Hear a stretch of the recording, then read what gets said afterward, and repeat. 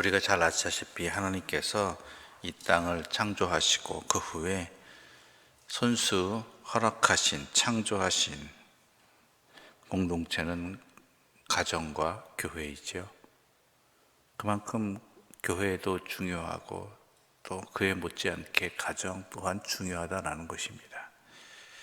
그래서 그 신앙에 관한 여러 서신들을 보게 되면 가정에 관한 이야기가 항상 빠지지 않는 이유가 그 가정이 하나님께서 세우신 공동체로 알고 소중히 여기고 하나님 관계에서 서로 헤아릴 수 있을 때에 제대로 또한 역할을 감당한다는 것이죠.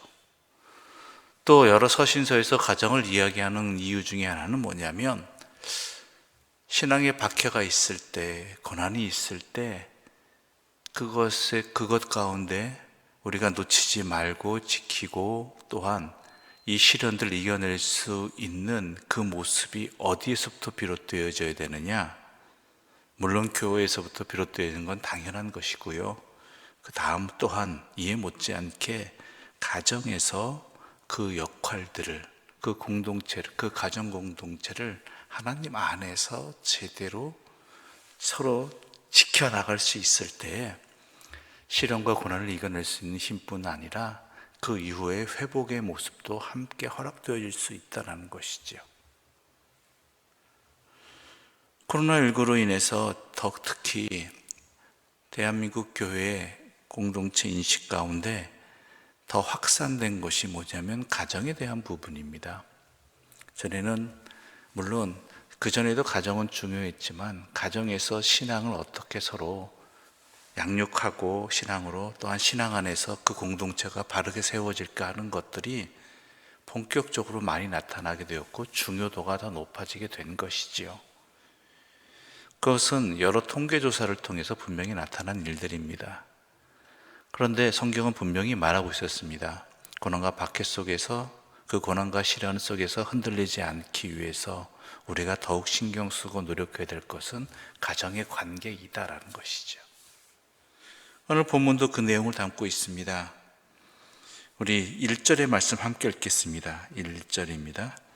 아내들아, 함께 읽겠습니다. 아내들아, 이와 같이 자기 남편에게 순종하라.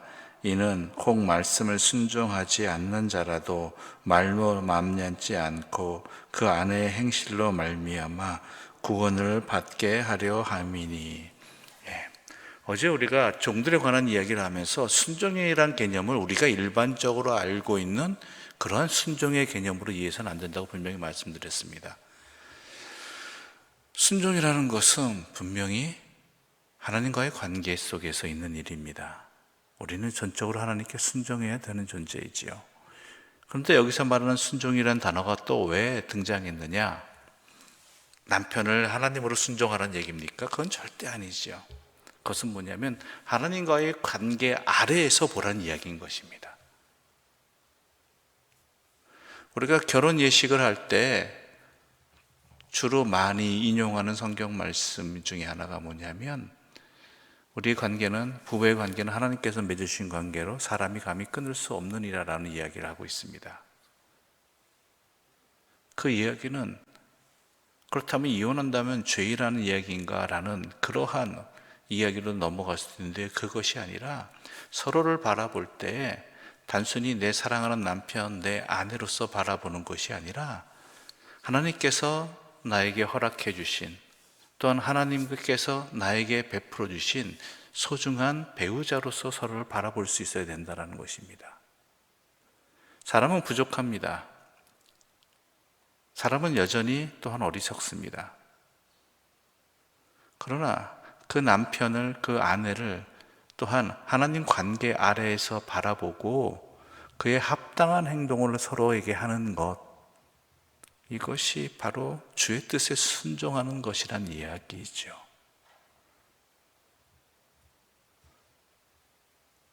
부모와 자식 간의 관계도 마찬가지입니다.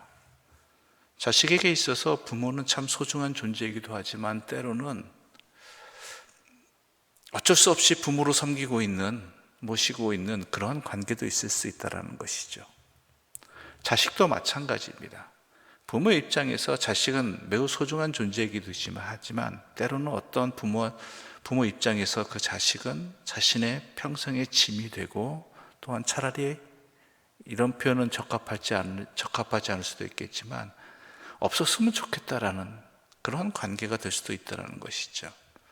그런데 이것을 부모와 자식 간의 관계도 하나님께서 맺어주신 하나님과 관계된 관계로 서로를 바라보고 또한 행할 수 있을 때, 그 관계를 또한 지켜나갈 수 있을 때 진정으로 아름다운 또한 합당한 관계가 될 수 있다는 것이죠. 나에게 어찌 보면 부모님이 나에게 뭐 해준 게 있어라는 생각이 들지라도, 물론 어리석은 생각이지만요, 하나님 아래에서 하나님께서 허락하신 관계로서 부모를 공경하는 것으로 이어지는 것으로 본다면 그것은 합당한 관계가 되는 것이지요. 부모가 나에게 내가 공경할 만한 공경이 그 위치나 아니면은 어떠한 것을 해서가 아니라 하나님께서 나의 부모로 삼아주신 분임으로 공경해야 되는 것, 이건 너무나 당연한 것이고요. 또한 내 자녀가 내 뜻을 어기고 때로는 속을 썩인다 할지라도 하나님 안에서 하나님께서 나에게 허락해 주신 하나님과의 관계 속에서 내 자녀를 바라본다면 내 자녀를 사랑해야 되고 또한 아끼고 인내해야 된다는 것도 여기에서 연결되어지는 것입니다. 부부관계도 마찬가지입니다. 항상 잊지 말아야 될 것은 내 개인적인 감정이, 내 사랑하는 감정이나 아니면은 그런 애정들이 오래가지는 않는다는 것이죠. 그러나 서로를, 상대방을, 내 남편을 하나님 뜻 안에서 바라보고 또한 하나님과의 관계 속에서 헤아려 볼 수 있을 때 우리가 남편에 대한 행동이나 또한 여러 가지 말이나 생각들이 바뀌어지게 된다는 것이죠. 그렇지 않습니까? 물론 남편이 아내를 향한 것도 마찬가지가 되겠죠.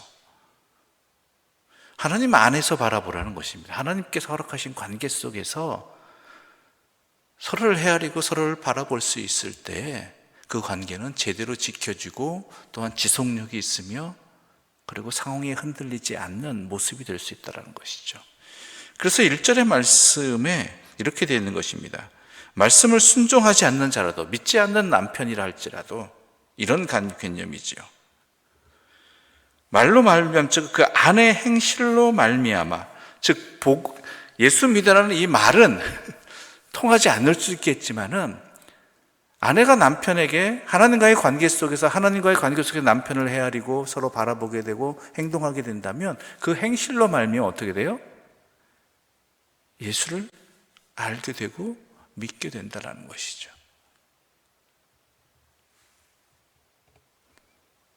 남편 또한 마찬가지지요. 하나님과의 관계 속에서 보면 되겠어요. 7절 말씀 함께 읽어볼까요? 7절입니다. 함께 읽겠습니다.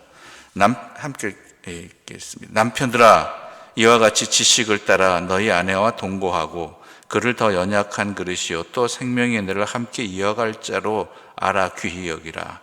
이는 너희 기도가 막히지 아니하게 하려 함이라. 지식을 따라. 무슨 뜻일까요? 지식이 뭘까요? 하나님의 말씀을 따라. 단순히 세상의 지식이 아닙니다. 하나님의 말씀에 따라서 너희 아내와, 부부가 서로 동거하는 건 맞잖아요. 그건 당연한 일인데 이것을 하나님 안에서, 말씀 안에서 바라보라는 거. 왜 하나님께서 동거하게 하셨는지, 함께 살게 하셨는지. 그러면서 여성이니까 더 연약한 그릇으로 알라라는 것은 더 존귀 여겨서 돌보라는 것이죠. 육체적으로 연약한 존재이니까. 그러면서 뭐라고 합니까? 또 생명의 은혜를 함께 이어받을 자로 알라. 생명의 은혜를 함께 이어받을 자. 은혜라는 것은 하나님의 은혜잖아요. 하나님의 은혜. 그러니까 하나님과의 관계 속에서 함께 할 자로 분명히 알고 귀히 여겨라. 그러므로 그것이 너희의 기도가 막히지 아니하게 되는 것이다. 왜요? 그것을 지속해 나가고 제대로 알고 또한 지켜나갈 수 있는 방법은 기도를 통해서밖에 안 되거든요. 속상한 일이 있죠. 답답한 일이 있죠. 그때 어떻게 하게 되겠어요? 먼저 하나님께 기도하는 거예요. 내 아내가 왜 저러십니까? 어떻게 해야 될까요? 아내가 남편을 향한 기도도 마찬가지가 되겠죠. 그러니까 중요한 것은 순종이라는 것이 우리가 일반적으로 생각하듯 누가 누구에게 복종하는 개념, 서로 사람 간에 그게 옳지 않은 표현이지요. 그러나 이 표현을 쓰는 것은 하나님과의 관계 속에서 서로를 아끼고 존중하고 서로 헤아려 볼 줄 아는 그것이 그 가정 공동체가 제대로 하나님의 은혜의 통로요 우리의 평안의 요람으로 제대로 끝까지 이 시련을 함께 이겨나갈 수 있는 든든한 방주가 되어진다라는 이야기인 것입니다.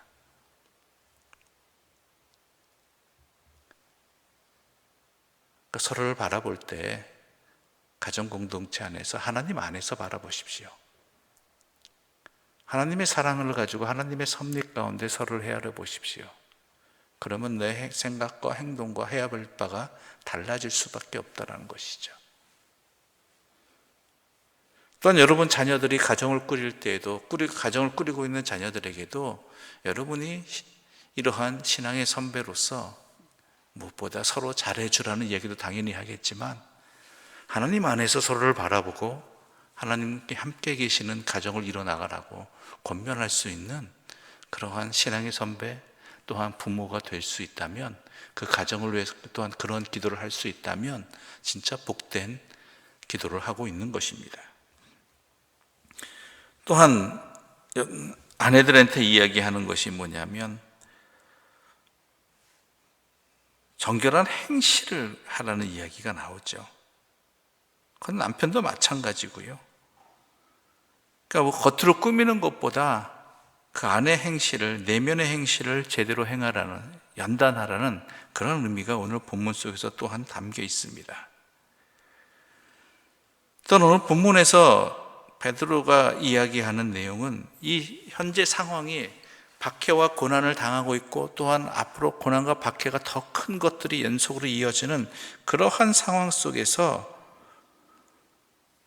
어떻게 하면 신앙의 공동체를 이 고난의 현실 앞에서 제대로 지켜나갈 수 있고 또한 그 고난에 흔들리지 않을 수 있나라는 것을 항상 고민하고 있지요. 그래서 이렇게 이야기합니다. 13절 말씀 함께 읽어볼까요? 13절입니다. 함께 읽겠습니다. 또 너희가 열심으로 선을 행하면 누가 너희를 해하리요. 고난 앞에서 우리가 어떻게 하겠느냐?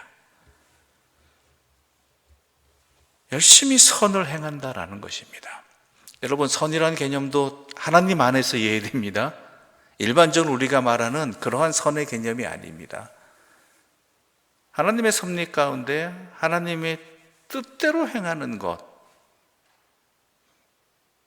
그것이 무엇이냐? 8절과 9절입니다. 8절과 9절 말씀 함께 읽어볼까요? 함께 읽겠습니다. 마지막으로 말하노니 너희가 다 마음을 같이하여 동정하며 형제를 사랑하며 불쌍히 여기며 겸손하며 악을 악으로 욕을 욕으로 갚지 말고 도리어 복을 빌라. 이를 위하여 너희가 부르심을 받았으니 이는 복을 이어받게 하려 하심이라. 그 다음에 10절부터 이어진 내용은 이제 성경의 말씀을 인용하고 있지요. 시편 34편 12절의 말씀이죠. 생명을 사랑하고 좋은 날을 보기를 원하는 자는, 쉽게 얘기하면 성도는, 그리스도인은 혀를 금하여 악한 말을 그치며 그 입술로 거짓을 말하지 말고 악에서 떠나 선을 행하고 화평을 구하며 그것을 따르라. 그렇죠. 고난의 현실 앞에서, 박해받는 상황 속에서 어떻게 해야 된다고? 그리스도인답게 생각하고 말하고 행동해라. 왜냐? 이러면 고난을 당하지 않는다? 세상으로부터 실현을 안 당한다? 내가 선을 행하면? 아니에요. 세상은 더 우리를 힘들게 합니다. 그렇잖아요. 악을 행하는데 도리어 선으로서 또한 하나님의 섭리 가운데 사랑을 말하고 화평을 말하는 사람을 더 우습게 여기는 건 세상입니다. 그런데 왜 우리가 그렇게 해야 되느냐? 그럼에도 불구하고 선을 행하면 고난이 없다가 아닙니다. 똑같이 고난이 있습니다. 그런데 인생은 어차피 다 고난입니다. 믿는 자나 믿지 아니하는 자나. 그럼에도 불구하고 이렇게 행동하는 자는 뭐냐? 12절 말씀 함께 읽어볼까요? 12절입니다. 함께 읽겠습니다. 주의 눈은 의인을 향하시고 그의 귀는 의인의 간구에 기울이시되 주의 얼굴은 악행하는 자들을 대하시느니라. 무슨 얘기입니까? 주의 눈은 의인을 향하시고, 하나님의 눈은 누구예요? 하나님이 판단하시는 건 뭐예요? 의인의 행동을 판단하신다. 보시는 건 의인의 행동이다. 아무리 사람들이 이렇게 그리스도인답게 반응하고 행동하는 사람에게 도리어 고난을 주고 우습게 여기고 악을 행한다 할지라도 하나님은 보신다라는 거예요. 무엇을? 우리의 그런 행실을. 또한 우리의 간구를 들어주시는 분은 누구이시다? 하나님이시다라는 거예요. 사람들이 아니라는 거예요.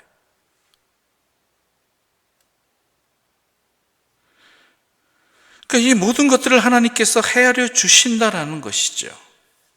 그런데 주의 얼굴은 악행하는 자들을 대하시느니라. 여기서 말하는 주의 얼굴이라는 것은 심판자의 모습입니다.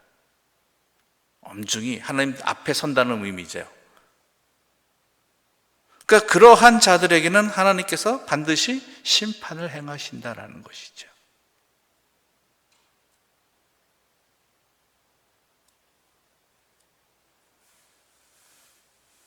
그래서 16절과 17절에 이렇게 말하고 있습니다. 16절과 17절입니다. 선한 양심을 가지라. 이는 그리스도 안에 있는 너희의 선행을 욕하는 자들로 그 비방하는 일에 부끄러움을 당하게 하려 함이라. 선을 행함으로 고난받는 것이 하나님의 뜻일진데 악을 행함으로 고난받는 것보다 나으니라. 의인의 고난은 하나님의 위로와 또한 하나님의 사랑이 그 안에 있습니다. 헤아려 주심이. 그러나 악인의 고난, 주님을 믿지 아니하고 주님 뜻대로 행하지 아니해서 당하는 고난들은 어떻게 돼요? 결국은 하나님의 심판 앞에 서야 된다는 거죠. 의인의 고난, 즉 그리스도인의 고난은 하나님께서 살펴보시고 헤아려 주시는 것이라면 악인의 고난은 하나님의 여지없는 심판으로 결론이 내려지게 된다는 것입니다. 여러분, 고난 없는 삶은 없습니다. 그러나 우리가 하나님 뜻대로 살아감으로 말미암아 당하는 고난은요, 하나님께서 헤아려 보시고 또한 위로해 주시고 그에 따른 상급을 주실 뿐만 아니라 악인의 고난은 결국은 심판으로 연결되어진다라는 것, 그 결과가 다르다는 것을 분명히 아시고 이 고난 앞에서 우리가 그리스도인답게 하나님의 뜻을 더 헤아리면서 살아갈 수 있는 소중한 기회로 삼으시기 바랍니다. 물론 견딜 수 없고 힘들 때 있습니다. 그럴 때 주께서 또한 나를 보호해 주시기를, 더 나아가서 이 고난을 이겨낼 수 있는 힘을 주시기를, 이것 때문에 내 소망이 흔들리지 않기를 간절히 기도하는 그 기도를 우리 하나님께서는 헤아려 주시는 분임을 믿고 이 땅에서 주의 백성으로 하나님 안에서 모두 서로를 바라보면서 살아가실 수 있는 주의 사람들 되시기를 간절히 소망합니다. 기도드리겠습니다. 하나님 아버지, 감사합니다. 고난과 환난 가운데 우리가 굳게 지키고 세워야 될 것이 무엇인지 알게 해주셔서 감사합니다. 우리의 가정을 허락해 주셨습니다.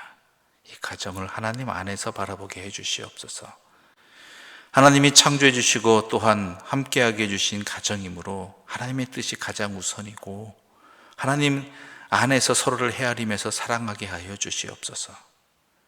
그래서 가정 안에서의 우리 서로를 향한 우리의 행실이 하나님을 드러내는 증거가 되게 해주시고 그로 말미암아 우리의 가정이 하나님의 복된 은혜의 통로가 되게 하여 주시옵소서. 또한 다가오는 내가 겪고 있는 시련과 고통 안에서 이 모든 것들을 하나님 안에서 바라보게 해주시고 하나님 뜻대로 행할 수 있는 믿음의 사람들이 되게 하여 주시어서 이 고난이 그저 고난으로 그치는 것이 아니라 하나님의 헤아림을 받고 또한 하나님 안에서 굳게 연단되어지는 기회가 되게 하여 주시옵소서. 그래요, 악한 자들의 그러한 것들로 인해서 우리의 믿음 잃지 않게 해주시고 우리의 소망 잃지 않게 인도하여 주시옵소서. 예수님의 이름으로 기도드립니다. 아멘. 하늘에 계신 우리 아버지의 이름을 거룩하게 하시며 아버지의 나라가 오게 하시며 아버지의 뜻이 하늘에서와 같이 땅에서도 이루어지게 하소서. 오늘 우리에게 일용할 양식을 주시고 우리가 우리에게 잘못한 사람을 용서하여 준 것 같이 우리 죄를 용서하여 주시고 우리를 시험에 빠지지 않게 하시고 악에서 구하소서. 나라와 권능과 영광이 영원히 아버지의 것입니다. 아멘.